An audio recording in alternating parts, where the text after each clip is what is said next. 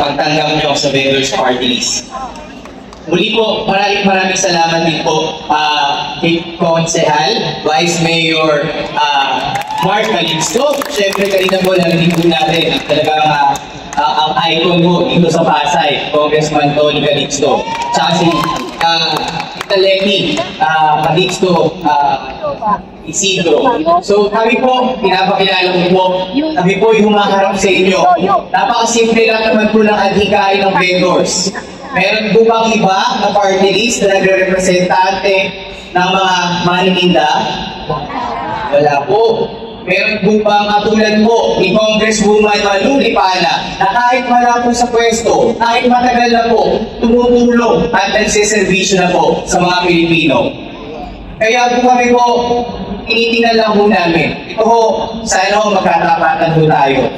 Lungsod ng Pasay, ito naman po, hindi naman po biro yung aming sinusuong na hamon. Bakit po? Maltakin po natin, dito sa Pilipinas, madami po ang namamasukang Pilipino. Pero ang mga negosyante po, mga dayuhan, madami pong negosyante ay mga incheck, tama po ba? Bakit po ang mga incheck ang namamayagpag sa Pilipinas?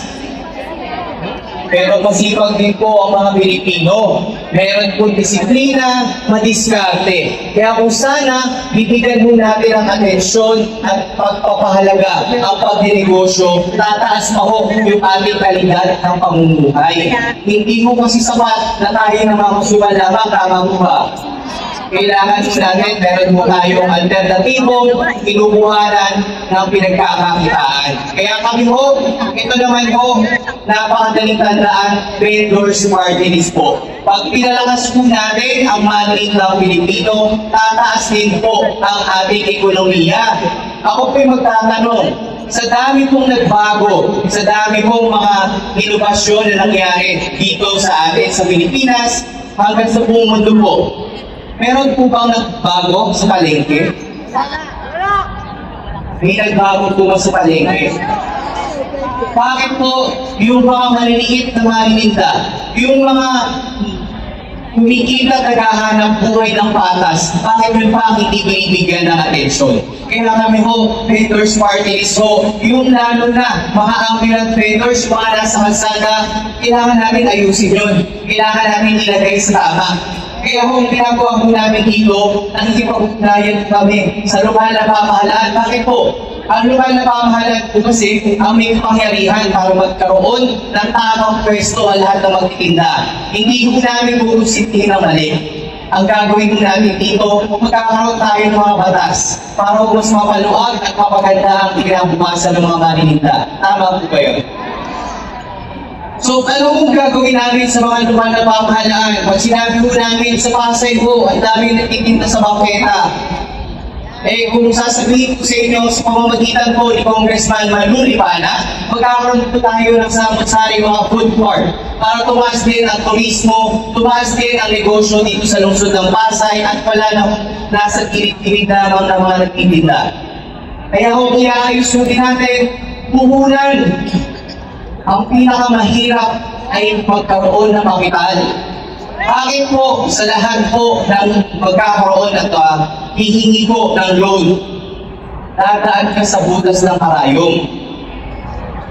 Tayo po sana dito sa pamamagitan po ni Congressman Malu Lipana, nagagawa po siya ng pamamaraan na ang pagkuha o pagkakaroon ng puhunan hindi yung ganun kaipit. Ang mga bangko at tinitingnan namin may pera na. Pero paano yung wala? Di po ba? Kaya kailangan po natin na may representante ang mga maninda sa Kongreso. At syempre ho, baguhin na ho natin. Kasi pag sinabing party list, saan namin makikita yung party list pagkatapos? Sama po ba? Pero kami po, hindi po kami lalayo. Kasi po, sa pamamagitan po ng aming Memorandum of Understanding, nandito po ang ating maging sunod na PC Alcalde at nandito din po ang Alcalde po ng Pasay, ang vendors party list po ay magkakaroon ng satellite office dito po, mismo sa Pasay. So ito po yung mga makakatutulukan na gagawin po ng party list. Number 67 po, huwag naman po sana nakakalimutan, iisa lang po may botong party list. Kasi pag nagdalawa po kayo, may validate po yan. Okay po ba? Isa lang po, number 67 po. At sa dulo-dulo naman po, sana naman po dahil kami vendors party list, okay lang po bang tawagin namin kayo mga suki? At para dahil mas maganda yung relasyon dahil suki na namin kayo, kami naman po, maglilingkod sa inyo ng tama, magbibigay sa inyo ng serbisyong nararapat. At ito po yung sinasabi din namin, magseservisyo ho si Congresswoman Malu Limana ng higit pa sa dapat. Wala akong bawas, may dagdag pa. Kumbaga sa mali kaya sinasabi, may hiling pa. Okay po ba yun? So CFM, maraming salamat po at magandang hapon po sa ating lahat. Vendors Party List po, number 67 sa kanila. Maraming salamat. Magandang hapon po mga kapasay, mga ka-CFM. Magandang hapon po. Hapon na po ba? Sorry, malapit na ba gumabi ang oras na po. Ayun, magandang hapon po sa lahat. And syempre bago po ako mag-konting chika lang po sa inyo, magpapasalamat muna ako syempre sa ating napakabait at napakasipag po natin minamahal na Tita Leti po, Isidro, Hakalix na Isidro. Salamat po tita sa sa pong napakalaki karangalan sa suporta po binigay niyo po sa Vendors Party List po. Salamat po. And syempre, hindi po mawawala ang aking pasasalamat sa ating sipag din at syempre gwapo natin busy na ngayong taon. Ang ating Vice Mayor Mark Calixto. Salamat po, Vice. Thank you so much. And syempre po, walang hanggang pasasalamat talaga ito sa ating sipag at napakabait na ating transformer, Congressman Tony Calixto. Salamat talaga. Kasi ikaw po ito, kumamaya kung ba't sinasabi ko walang hanggang pasasalamat talaga kay Kong Tony. And syempre, hindi rin po mabubuo ang Vendors Party List po kung hindi po tayo magpapasalamat sa ating minamahal na Mayora Emmy Calixto po. Salamat po. Parating na bata siya. Ayun, so, magpapasalamat na po sa lahat po. And syempre sa lahat po na nandito ngayon. And sa lahat po ng ating mga ka-CFMs na nandito ngayon. Salamat po. Magandang hapon po. At sa po napakalaking karangalan po sa ibinigay niyo pong oras po para sa Vendors Party List din po. And papasalamat po ako sa CFM at inimbita niya po kami bilang guest po dito sa inyo. At salamat po sa napakalaking suporta niyo po sa amin sa Vendors Party List. Anyway po, natutuwa po ako. Marami naman po dito medyo nakikilala ko na po, lalo na po dun sa Barangay 183. Salamat po, Barangay 183 dun sa Nicoran. Ito yung dun sa Villa Mall po kay Alvin, kay Alvin. Anyway po, papakilala lang po ako ng konti. Tama po, ako po ay si Malu Limana po. At ako po ay taga rito po sa Pasay din. Hanggang ngayon naman po, nasa Pasay pa rin po ako bumubota, Barangay 26 po. Ito po sa Barangay 26. May Barangay 26 po ba dito? Ayun. 27 Harrison, Batang Santos po. Opo, so taga dyan po tayo. Ako po ay talagang dito po ako, dahil dito po ako nag-aaral ng aking sekretarya. Nag-high school po ako dito. Kung familiar po kayo sa Pasay City East High School. Yeah, marami akong kapitbahay dito. Pasay City East High School po, sa Malibay naman po. Alam ko yung nagkuha din ako ng 2 years course po sa Pamantasan ng Pasay. Ayan din po, nag-aaral din po tayo dyan na ating secretarial course. Siyempre, walang-wala Talagang dyan tayo nag-aaral po. Ang akin naman po, nag-aaral din po ako siyempre ng aking koleyo din sa Polytechnic University of the Philippines po. Pero yun nga, kasi siyempre wala tayong pambayad sa tuition fee. Doon tayo sa magagandang na makakapagtapos tayo natin koleyo. At dito rin tayo nag-master po ng Business Administration po sa Polytechnic University of the Philippines. Proud pa sa niya po ako, kaya po ako nandito po ngayon. And lagi ko po sinasabi, kaya sinabi ko kanina na wala hanggang pasasalamat po kay Kong Tony Calixto at syempre kay Vice Mark Calixto. Kasi nung bata-bata pa, nung bata-bata pa po ako, hindi po ako magiging ako ito ngayon kung hindi po dahil sa mga Calixto po, lalo na kay Kong Tony Calixto po. Talaga po, from the scratch po, hindi naman niya ako kakilala, hindi niya ako kilala kasi tinulungan niya po ako, Sino po pamilya na may naririnig na ng konti tungkol po sa vendors party list po? Wala pa? Okay. Sa vendors party list po, baka nag-aalala po kayo, iniisip niyo, pag tinabi ko kasi vendors party list, lagi ang sagot niyo po sa atin, kay Diwata yan. Tama po ba? Opo. Si Diwata po ay kasama natin. Isa po siyang mabait na tao rin po na nakasama natin. At siya po ay ang mukha. Siya talaga yung kilalang vendor, literal na vendor.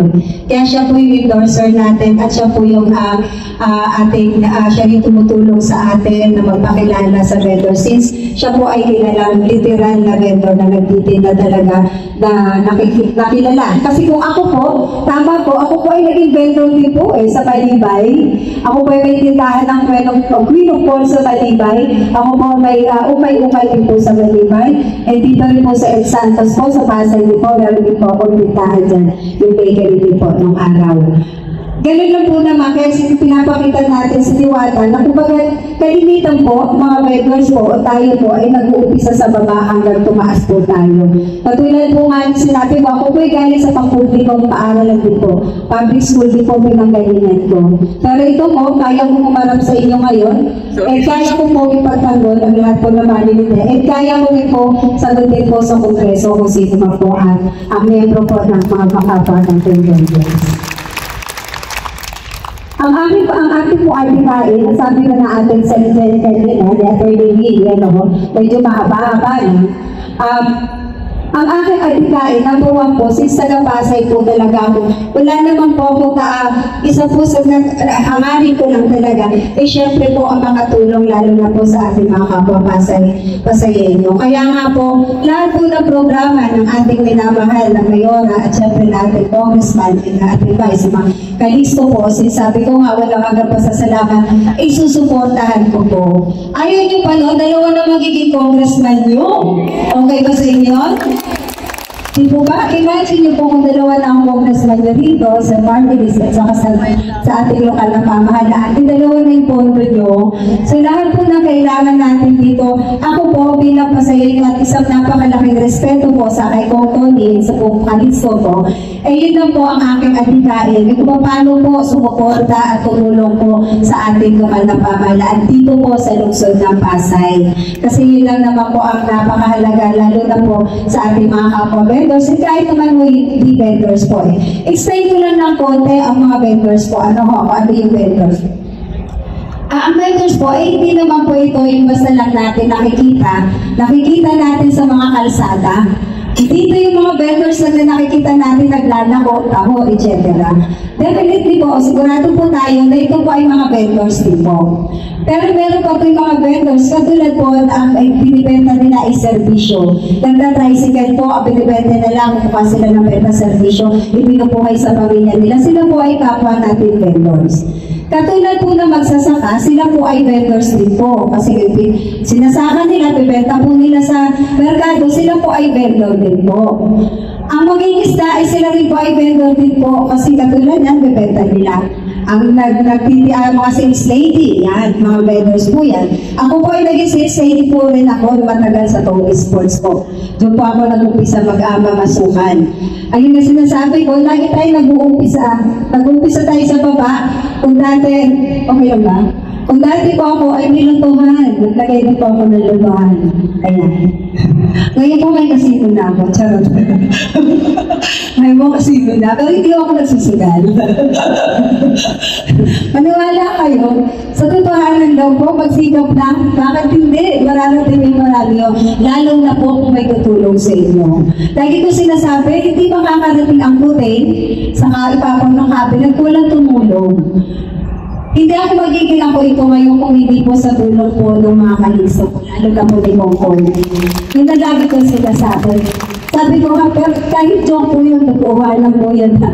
Dati ko talaga may lubahan ako, ngayon kasi totoohanan po yun. Eh kung titignan niyo po, sinasabi sa social media lagi, ay hindi naman yun mahirap, eh, bakit ka napunta sa napunta sa vendors.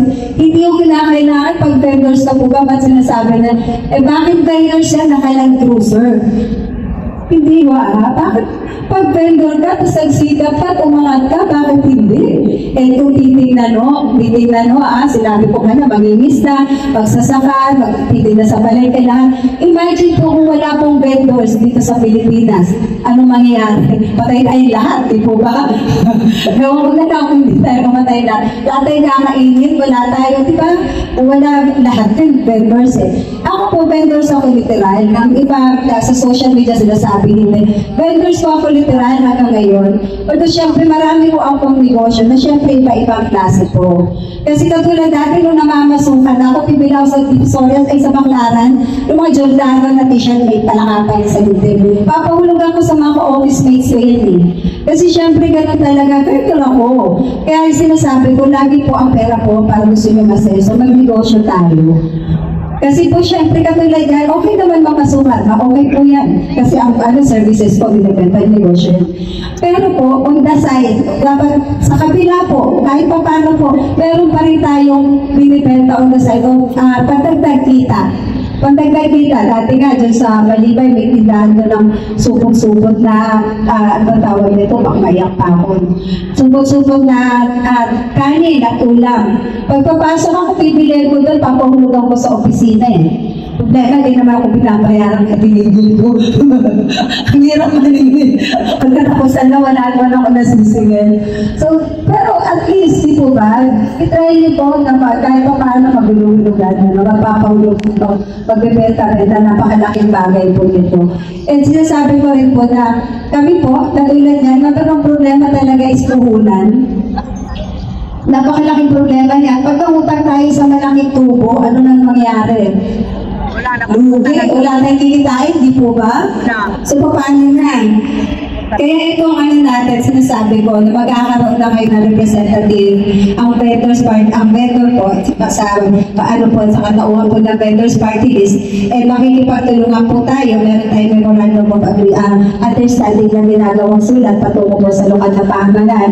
Eh nagkausap nga kami kanina ni Tita Letty, nagdaan po, maglagay tayo ng kooperatiba na kung saan kayo rin po magpapaikot dito, maglalagay, may budget naman po ang gobyerno dyan eh.